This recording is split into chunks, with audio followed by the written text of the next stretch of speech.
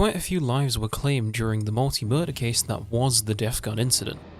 However, what you probably don't know is that Leafa, who is Kirito's sister, could have been one of those lives that were claimed. So, allow me to show you just how that could have happened.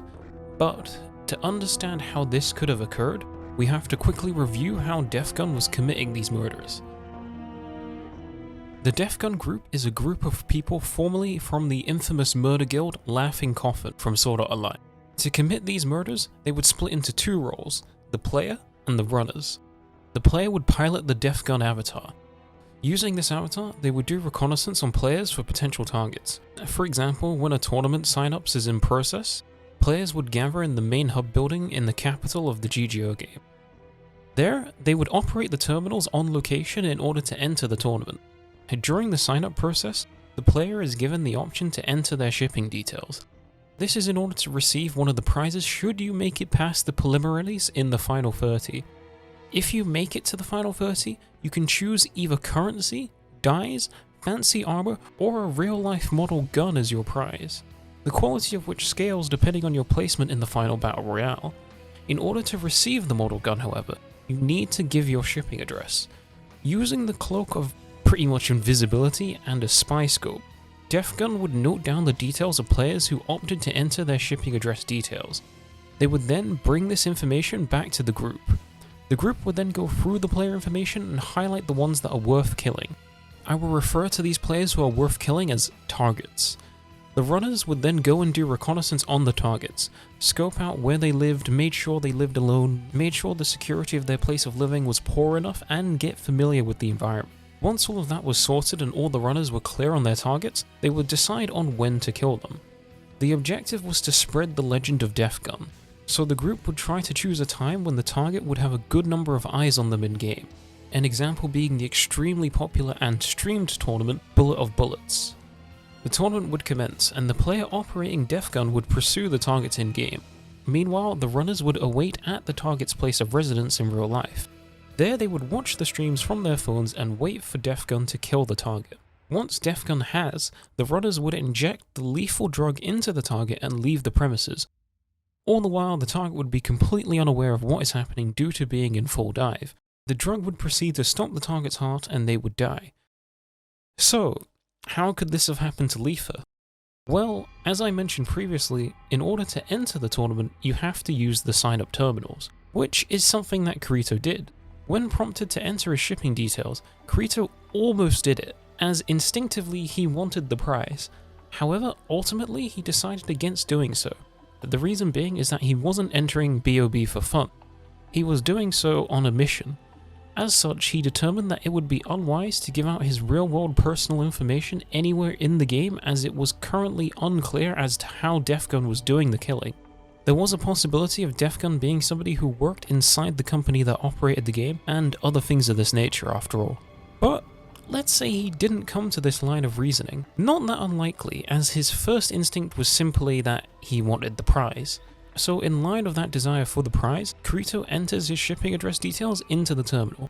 Almost certainly Def Gun would have acquired his information in this moment, as we know that he acquired Sonone's information that very same day when she entered the tournament with Kirito. Now, when the Def Gun group was reviewing the player information that they would have acquired on that day, Kirito would have certainly been chosen as one of their targets, as Zaza would recognize his name due to the role Kirito played in bringing down Laughing Coffin and the clearing of Aincrad. Zaza couldn't be sure if it was the same Kirito however, as the way Kirito spells his name in GGO and ALO is slightly different to how he did in SEO. Also, his avatar does look female, but his interests would be sparked, as if nothing else he would want to test if Kirito was the real deal. If he was the real deal, then he would be able to get an exciting fight and take revenge for what happened to Laughing Coffin. If he wasn't, then fuck it. It's just another tally to add to the legend of Def Gun, so there wasn't really anything to lose. Now here's where things get interesting.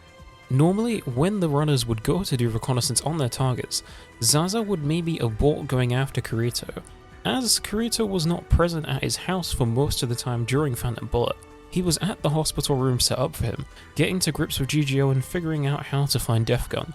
So instead, Zaza would just find Leafa, and he would know that it wasn't the same person as he saw Kirito's avatar in Aincrad. Remember, In Aincrad, everybody's avatars looked pretty much exactly the same as their real bodies. So there is a decent chance that Zaza would just lose interest here after finding this out.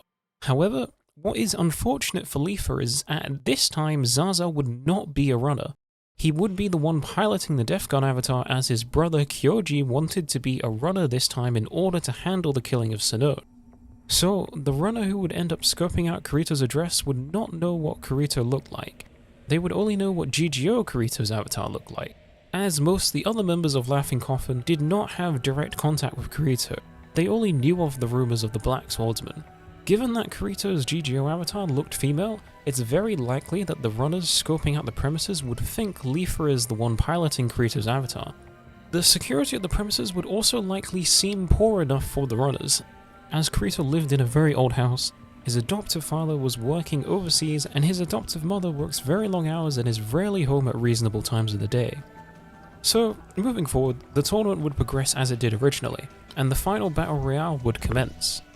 Originally, Def Gun didn't go after Kirito with the cloak and the paralysis sniper combination, as Kirito wasn't on Def Gun's hit list and therefore he couldn't shoot Kirito with the Black Star pistol.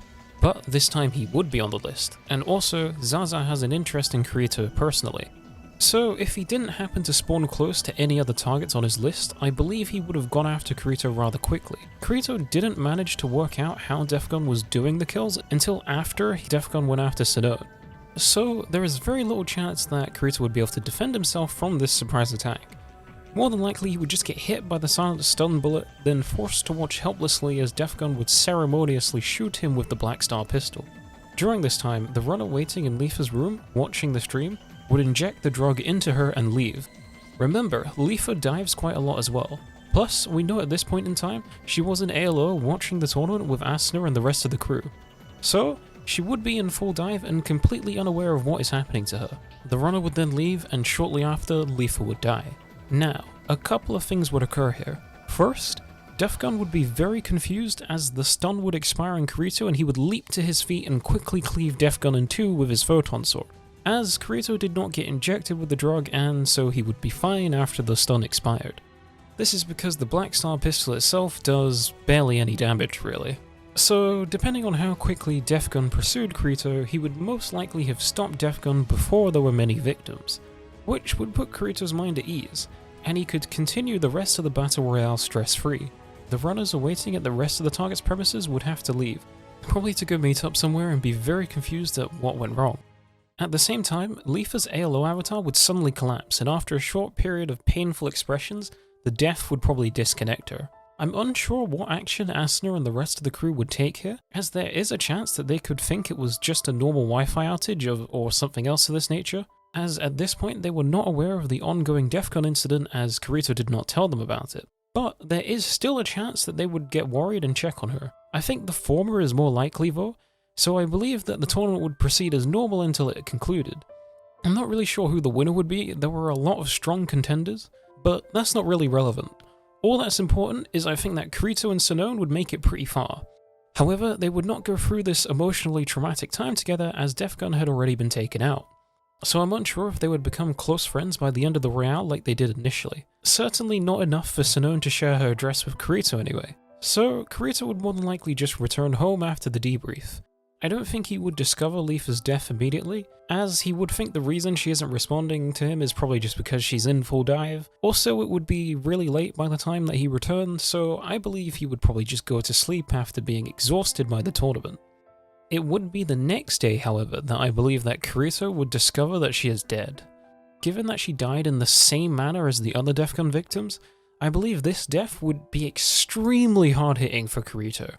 He would be especially hard on himself for it. This happened because he involved himself in the Def Gun incident despite knowing that he probably shouldn't. Yet he was unable to solve the mystery and instead just put Leafa in harm's way. We saw how much the death of Hyujo affected him. I believe that this would be a similar level. The only reason he wouldn't completely fall into the absolute darkest depths of despair is due to Asuna's comforting presence. Without her, his emotional state might have led to an even more tragic situation.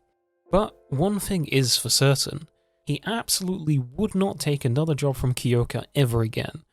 which means that he would not test the STL machines, which in turn means that it's much more unlikely that Raph would have perfected the top-down AIs, as sure, they could have used a different SEO player for the experiment, but it was implied that it was due to Kirito's mischievous nature specifically that was the key factor in influencing certain AIs to evolve beyond their restrictions.